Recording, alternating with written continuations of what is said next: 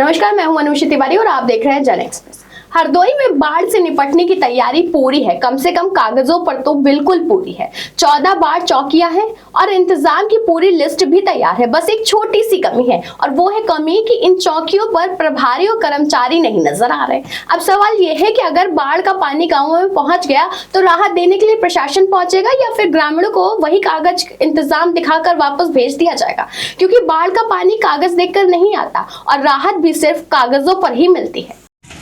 हरिद्वार नरौरा बांध से लगातार पानी छोड़े जाने से बाढ़ की आशंका बढ़ रही है। तो वहीं हरदोई जिले के राजघाट पर लगभग गंगा जी जो है वो खतरे के निशान से 10 सेंटीमीटर ऊपर चल रही हैं। तो वहीं बात करें सवाजपुर तहसील के अंतर्गत आने वाले गांव में भी बाढ़ का खतरा बढ़ रहा है, लेकिन तहसील प्रशासन द्वारा लगभग 14 बाढ़ राहत चौकियाँ बनाई गई हैं। 48 आश्रय स्थल भी बनाए गए हैं, वो सिर्फ कागजों पर ही बनाए गए हैं, जबकि न आश्रय स्थल पर और ना ही बाढ़ राहत चौकियों पर कोई भी प्रभारी या कर्मचारी मौजूद नहीं है। सभी अपनी ड्यूटी से नदारद हैं।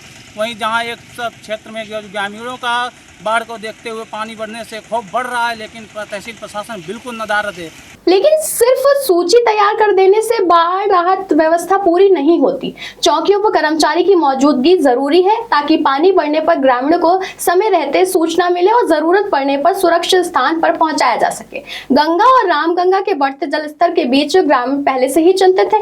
ऐसे में चौकियों पर जिम्मेदार लोगों की गैर मौजूदगी व्यवस्था पर बड़ा सवाल है। प्रशासन के कागजों में 14 बाढ़ चौकियां बनाई गई हैं, लेकिन अगर बाढ़ का पानी अचानक गाँव में पहुंच गया और राहत चौकी पर जिम्मेदार कर्मचारी ही मौजूद नहीं है तो ग्रामीणों की मदद कौन करेगा? सवाल यही है, प्रशासन बाढ़ के आने का इंतजार कर रहा है या उससे पहले अपनी व्यवस्था जमीन पर उतारेगा? अब देखना ये होगा कि प्रशासन इन बाढ़ चौकियों को कब तक सक्रिय करता है और बाढ़ से पहले ग्रामीणों की सुरक्षा के लिए क्या कदम उठाए जाते हैं।